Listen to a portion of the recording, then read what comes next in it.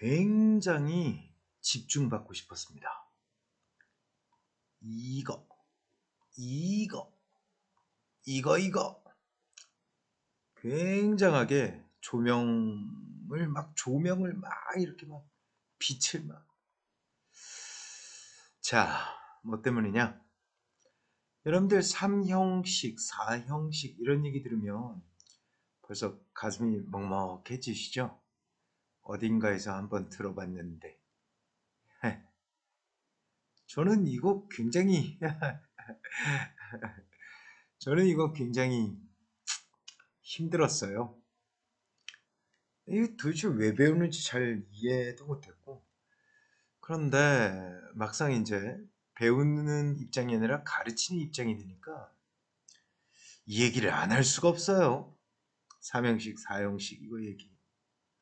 이게 결국에는 문법의 핵심이더란 거죠.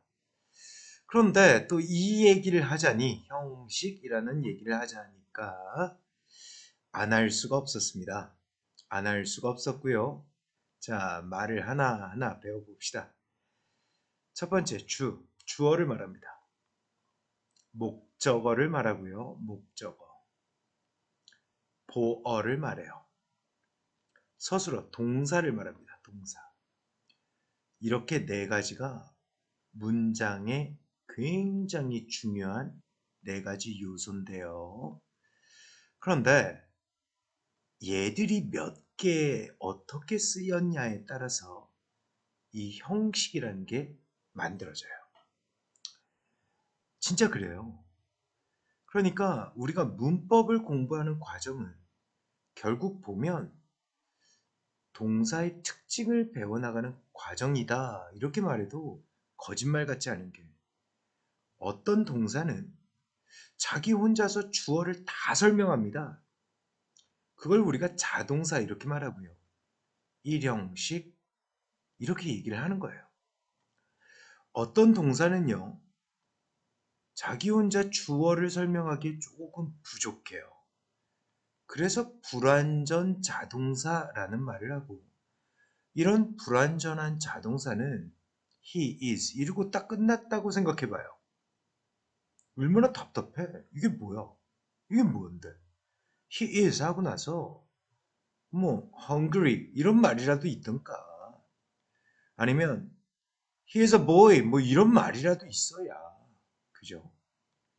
그러니까 이런 말들이 결론적으로 보면 형용사고 명사인데 얘들이 문장 속에서 보충 설명하는 보호 역할을 합니다. 이 보충 설명하는 말이 없으면요. 비동사라는 애는 주어를 완전히 설명을 다 못해요. 그래서 불완전 자동사 이런 말을 합니다. 예를 들어서 he becomes 이렇게 말해놓고 마침표 꽁 찍히면 환장합니다. 진짜. he becomes 하고 he became은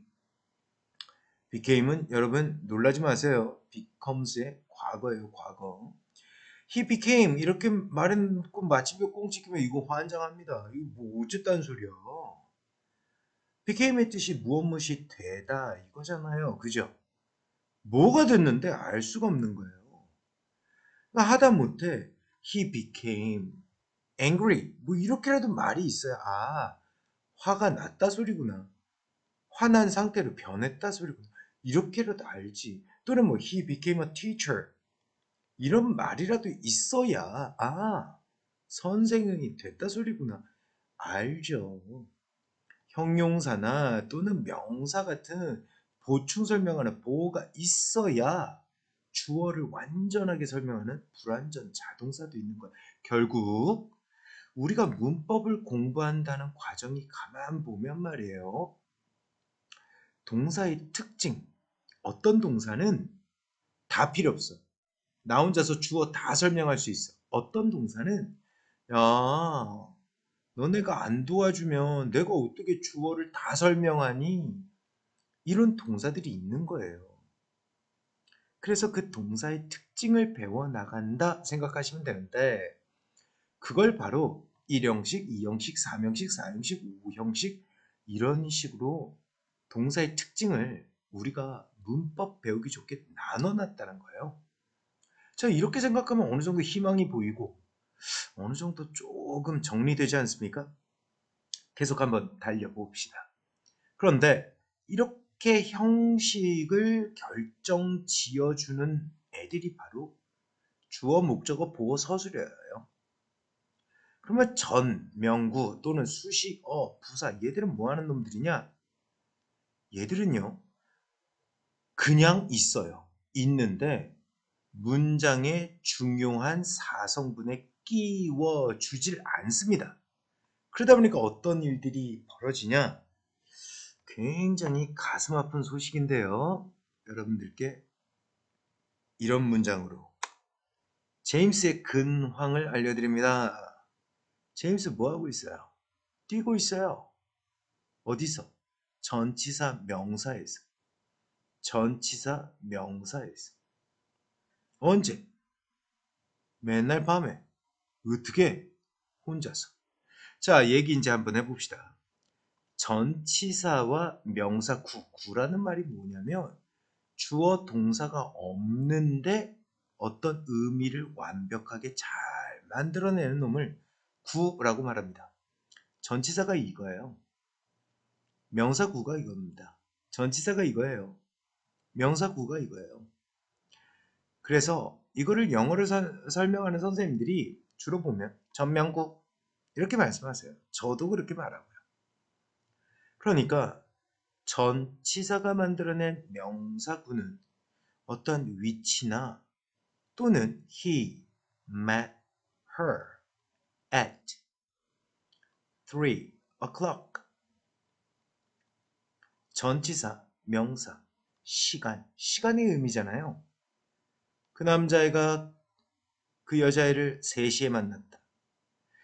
전치사, 명사 이렇게 있는 애들은요. 위치나 시간의 의미나 또는 뭐 장소가 위치 뭐 그 말이네. 또는 뭐 방향이나 위치나 장소나 그 말이네. 그러네요.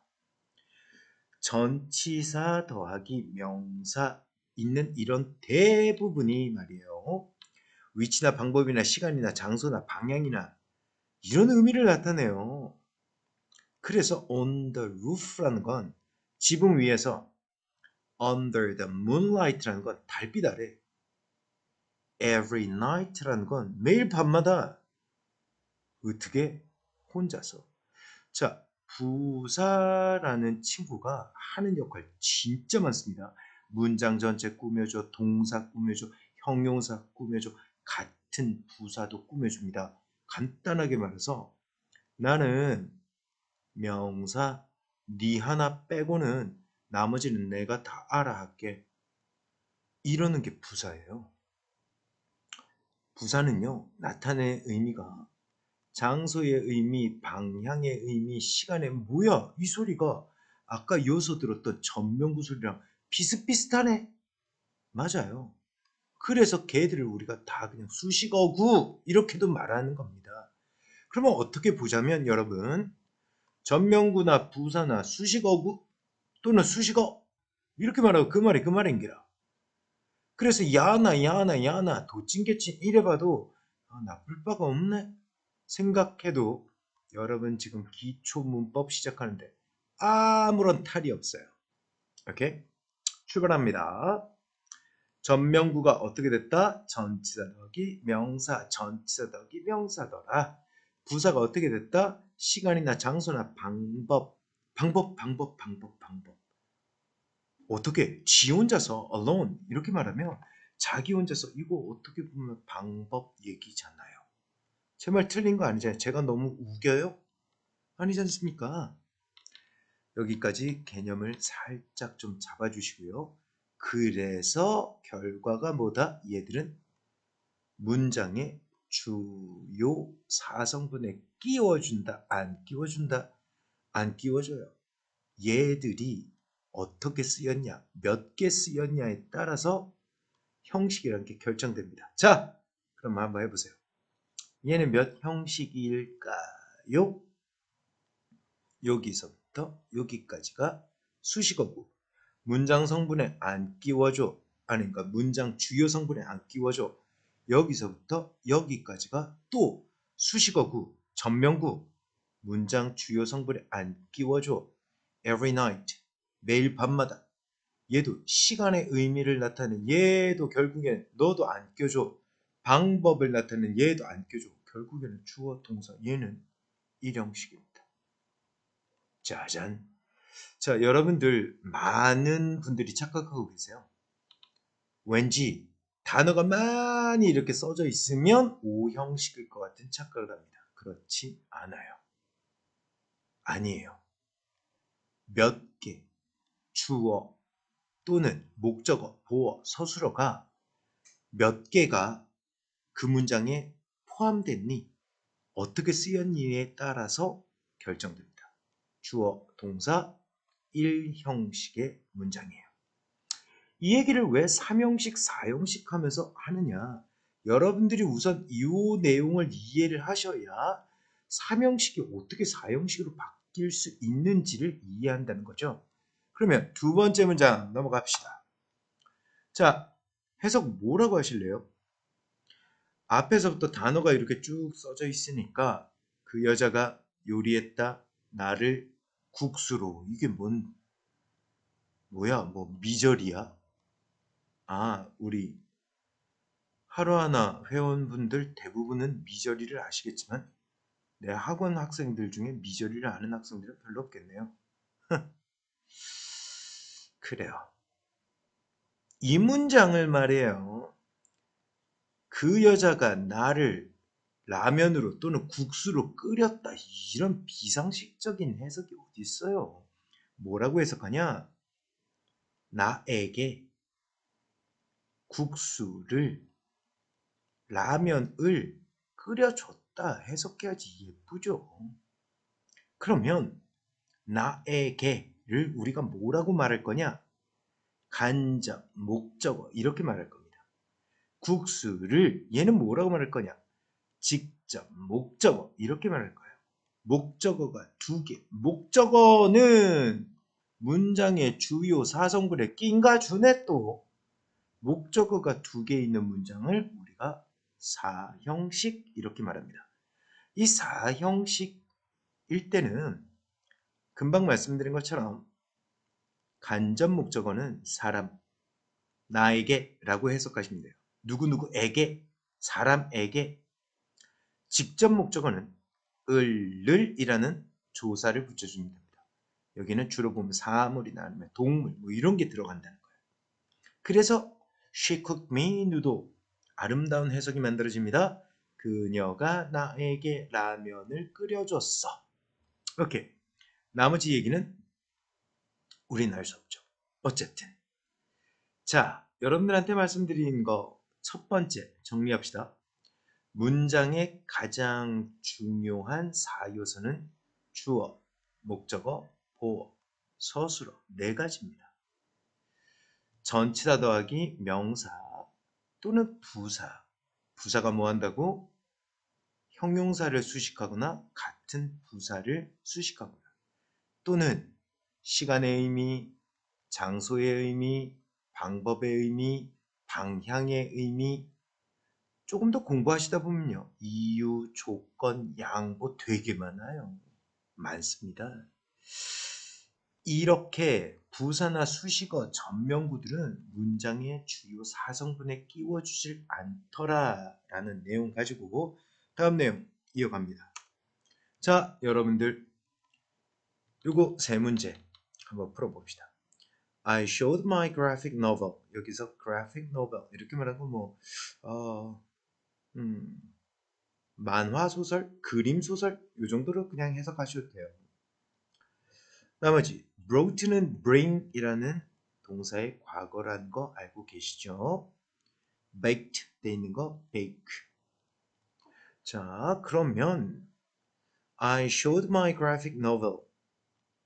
to가 맞을까요? for가 맞을까요?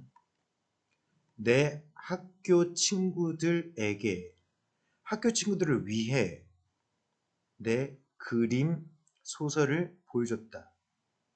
왠지 느낌이 이거 맞아요? 네, 정답이 이거 맞습니다.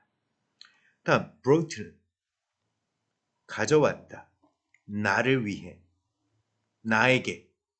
느낌이 뭔가 좀 이 말도 되고 저 말도 될 것 같아요? 그래서 둘 다 답이 될 것 같습니까? 아닙니다. 일단 얘가 정답이에요. 자, 둘 다 정답이었고, 앞에 to가 정답이었고요. He baked some cookies. 나에게, to me. 왠지 모르게 to라고 하면 여러분들도 I went to school. 왠지 모르게 to 하면 방향의 의미를 나타내는 느낌적 느낌이 있지 않습니까? 안 그래요? 그러면 지금부터 그러세요. 전치사 to예요. 명사고요. 전치사 to로 쓰인 to는요. 방향성을 띱니다. 그래서 내가 학교 방향으로 갔다. 이런 말이 된다는 거죠. 그렇게 보면 굉장히 말이 맞아 보인다 이거지. 남자애가 쿠키를 나에게 구워줬어. 구워줬어. 걔가 쿠키를 나에게 갖다 줬어. 죄송합니다. 갖다 줬어. 뭔가 말이 맞아 보이잖아요. 그렇게 하면 또 문법이 아니지. 문법은 그렇잖아요. 느낌적 느낌으로 풀어나가는 게 아니더라는 거죠. 정확한 규칙과 근거가 있는 게 문법인데 봅시다. 답은 4. 뭐 때문에 이렇게 돼요? 이유는 바로 동사의 특징이 그러하기 때문입니다. show라는 동사, bring이라는 동사, bake라는 동사 얘들은요. 제가 만든 규칙이 아니에요. 저를 원망하지 마세요. 미국 사람들이 그렇게 쓰고 있는 겁니다. show라는 동사는요. to. 그래서 내가 무엇을 누구누구에게 보여주었다 라고 쓴대요. He brought.